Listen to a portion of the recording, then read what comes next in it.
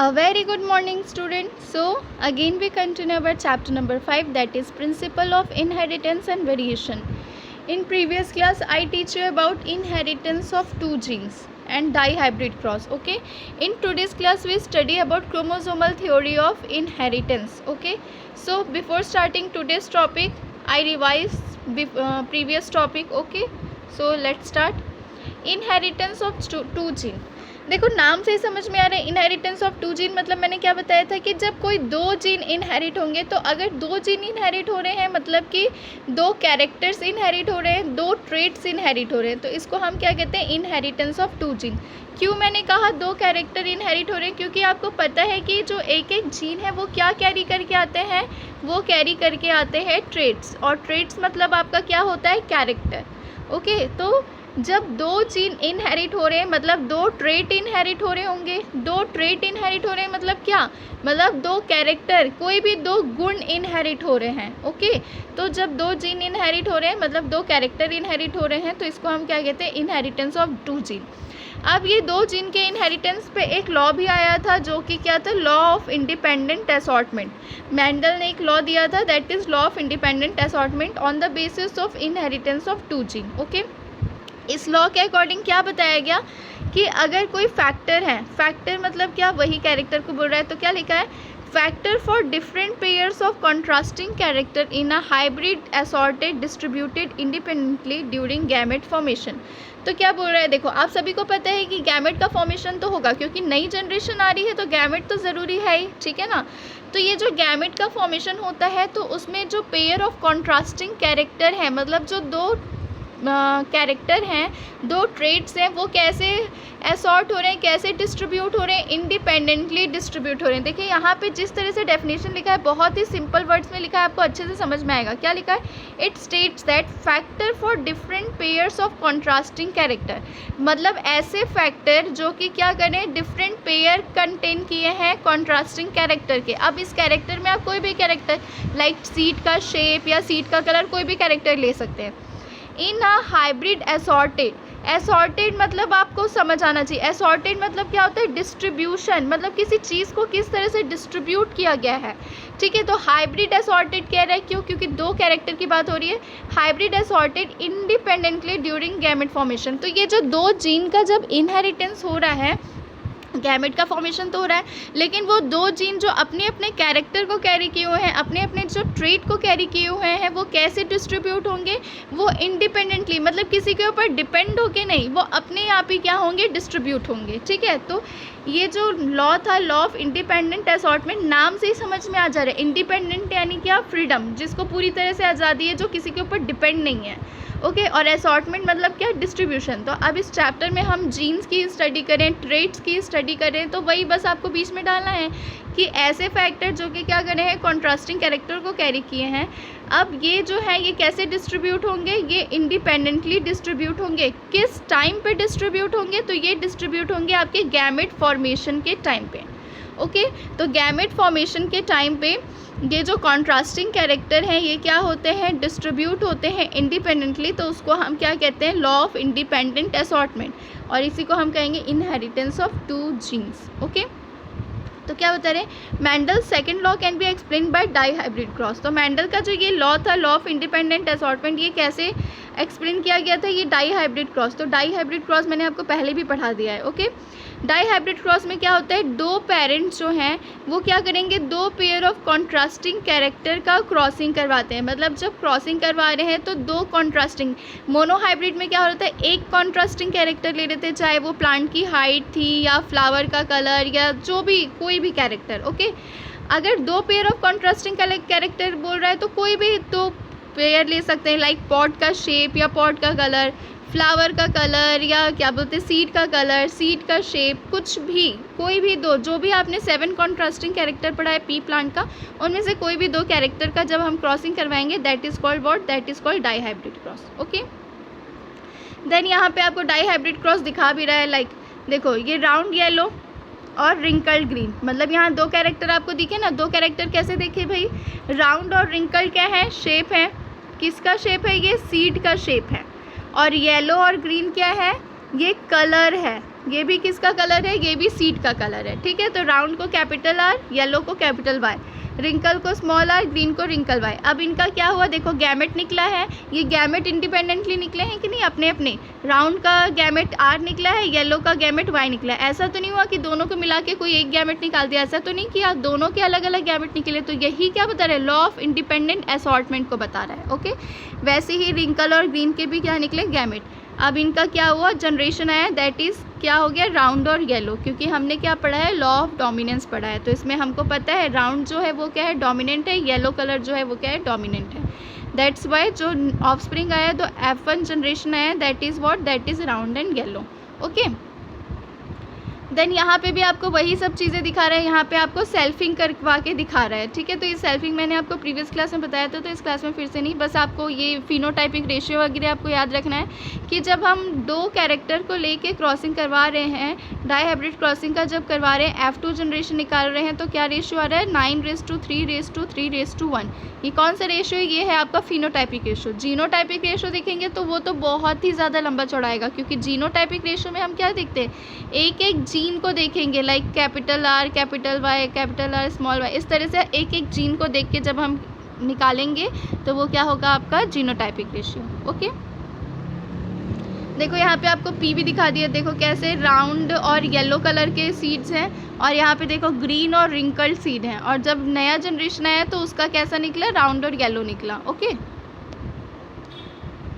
अब क्या बता रहा है, डाई हाइब्रिड टेस्ट क्रॉस के बारे में बता रहा है। तो क्या बता रहा है, F1 hybrid is a crossed with recessive green wrinkle pea plant. तो हमको पता है भाई कि F1 हाइब्रिडाइजेशन में फिर हमने क्या किया, recessive green wrinkle pea plant का क्या करवाया, क्रॉसिंग करवाया। तो रिंकल्ड ग्रीन का कैसे शो करते हैं, स्मॉल आर स्मॉल वाई से, गैमेट क्या निकला आपका, स्मॉल आर स्मॉल वाई। अब इसका क्या करवा रहे हैं, सेल्फिंग करवा रहे हैं। तो देखिए आपका रेशियो क्या आ रहा है, फिनोटाइपिक रेशियो क्या है, 1:1:1:1। ये क्या था, आपका टेस्ट क्रॉस था, okay. Mendel work published on 1865 but remain unrecognised till 1900।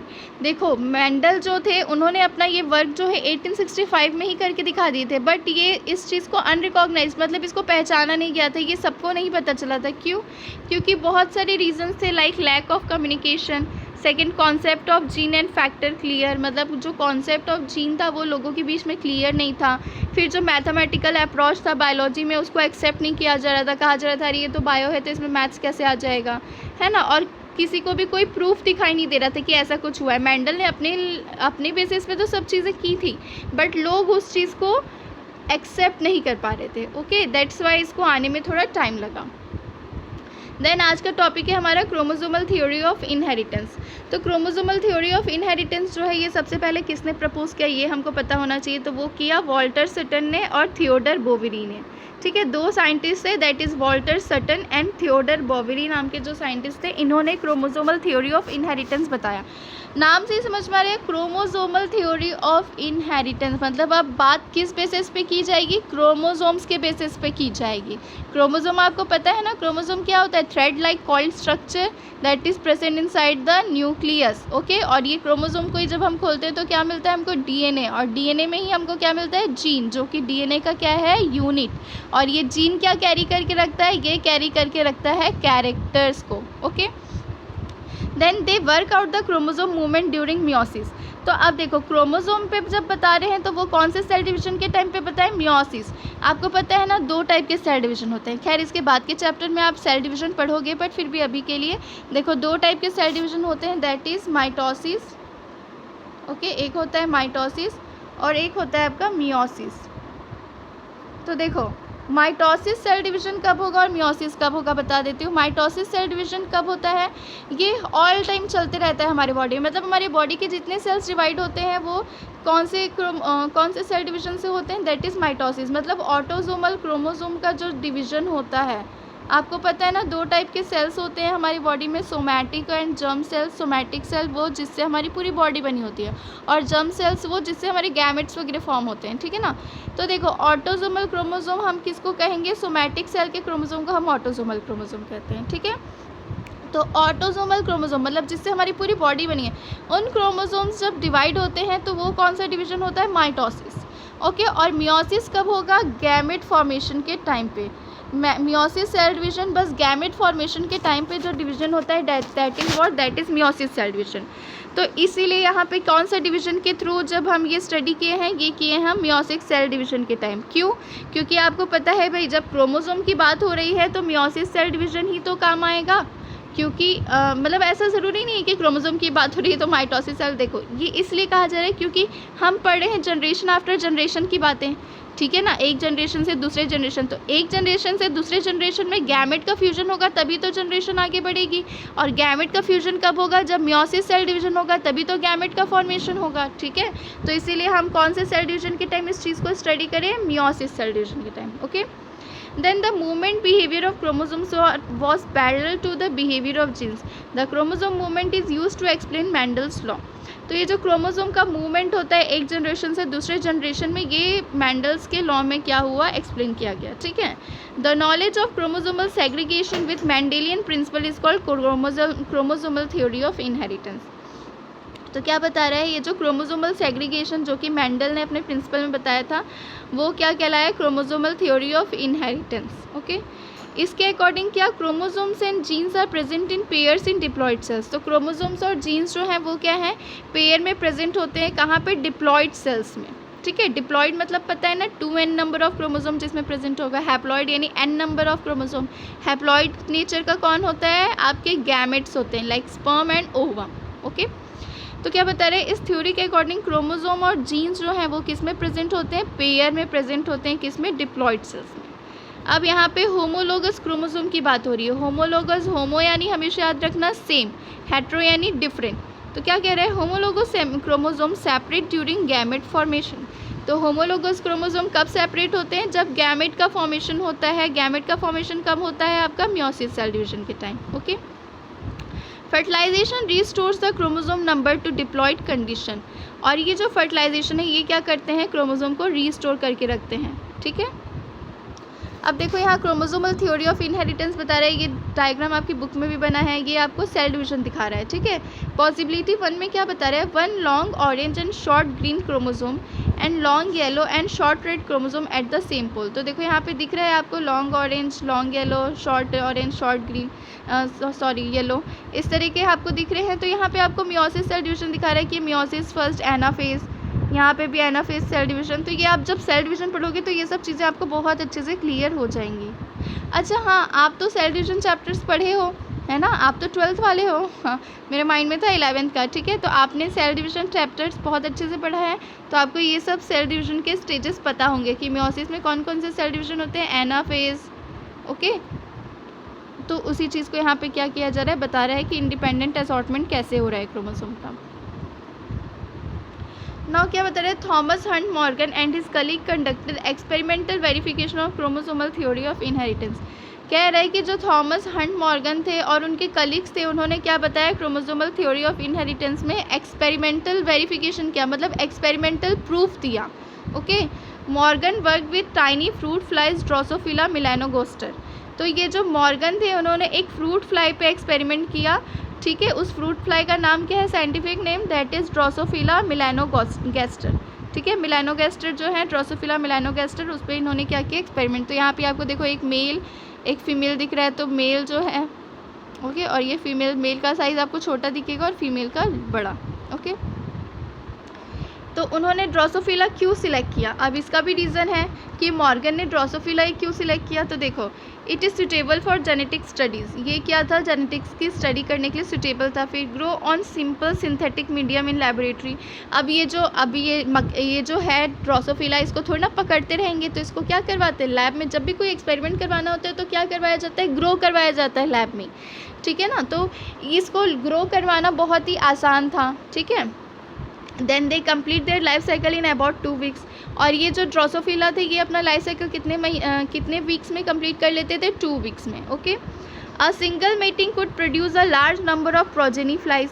उसके बाद क्या बता रहे हैं कि इन लोगों में एक बार मीटिंग होता था, उसी में बहुत सारे फ्लाइज जो हैं वो उनका बर्थ हो सकता था, ठीक है ना, एक ही मीटिंग में। Then clear differentiation of male and female flies. उसके बाद अब ये मेल और फीमेल में जब हम डिफरेंस देखते हैं तो वो बहुत ही अच्छे से डिफरेंस दिखाई देता था कि हाँ भाई मेल जो रहता है साइज़ में छोटा रहता है, फीमेल बड़ी, तो इन लोगों को डिस्टिंग्विश करने में ज़्यादा प्रॉब्लम नहीं होता है। दैट्स वाई उन्होंने क्या किया, ड्रोसोफिला को सिलेक्ट किया। Then many types of hereditary variations can be seen with low power microscope. उसके बाद और क्या बता रहे हैं कि ये जो ड्रोसोफिला था इसमें जो हेरिडिटरी वेरिएशंस हैं वो बहुत ही मतलब कम पावर का माइक्रो, मतलब इसके लिए ऐसा नहीं था कि भाई इलेक्ट्रॉन माइक्रोस्कोप ही चाहिए या लाइट माइक्रोस्कोप, नॉर्मल माइक्रोस्कोप से भी क्या हो सकता था, लो पावर माइक्रोस्कोप से भी हम इसकी हेरिडिटरी वेरिएशंस को देख सकते थे। जैसे अभी जैसे आप पढ़ते हो ना, बहुत ज़्यादा जब हमको डिटेल स्टडी करनी होती है तो हमको बहुत ही ज़्यादा हाई मैग्नीफाइड माइक्रोस्कोप्स का यूज़ करना पड़ता है, बट इसमें ऐसा नहीं, इसमें हम लो पावर माइक्रोस्कोप का भी यूज़ करके उसकी जो वेरिएशंस थे, जो हेरिडिटी से रिलेटेड वेरिएशंस थे, हेरिडिटी आप समझते हो ना, पेरेंट्स से ऑफस्प्रिंग में जो चीज़ें ट्रांसफ़र हो रही हैं, तो उससे जो वेरिएशंस आ रहे थे उसको हम लो मैग्नीफाइड माइक्रोस्कोप में भी क्या कर सकते थे, स्टडी कर सकते थे। दैट्स वाई उन्होंने क्या किया, ड्रोसोफिला को जो है सिलेक्ट किया है। ओके, तो देखिए ये जो क्रोमोसोमल थ्योरी ऑफ इनहेरिटेंस है, इसका जो ये एनाफेज के बारे में बता रहा है, मियोसिस सेल डिवीजन का, इसको मैं आपको एक बार और अच्छे से बता देती हूँ कि इसमें बता क्या रहा है। तो देखो इसमें दो पॉसिबिलिटी की बात कर रहे हैं, ठीक है ना। ये पॉसिबिलिटी कब हो रही है भाई, गैमेट फॉर्मेशन के टाइम पे। क्यों, क्योंकि हमको पता है कि मियोसिस सेल डिवीजन कब होगा, गैमेट फॉर्मेशन के टाइम पे। ओके, तो देखो यहाँ पे क्या बता रहा है आपको, यहाँ पे ये ऑरेंज और येलो कलर के और नीचे रेड और ग्रीन कलर के ये क्या दिखा रहे हैं आपको, क्रोमोसोम्स दिखा रहे हैं, ठीक है ना। तो देखो एक क्या है, रेड सॉरी ऑरेंज कलर का लॉन्ग बैंड है और एक येलो कलर का लॉन्ग है, ठीक है ना, और क्या बोलते हैं ग्रीन एंड रेड कलर के छोटे छोटे से हैं, ठीक है। अब देखो सबसे पहले मियोसिस फर्स्ट में एनाफेज जब फेज आ रहा था तो स्टेज में क्या हो रहा था, आपको लॉन्ग ऑरेंज और येलो कलर के क्रोमोसोम दिख रहे थे और शॉर्ट क्या दिख रहे थे, ग्रीन एंड रेड कलर के। ओके, फिर मियोसिस 2 जब हुआ, सेकेंड मियोसिस डिवीजन हुआ, तो एनाफेज के टाइम पे हमको वैसे ही दिख रहे हैं। उसके बाद जो जर्म सेल्स फॉर्म हुए हैं वो आपके कैसे फॉर्म हुए, ऑरेंज कलर के नीचे आपके ये सब जो हैं ये क्या हो गए, सेग्रीगेट दिख रहे हैं, ठीक है।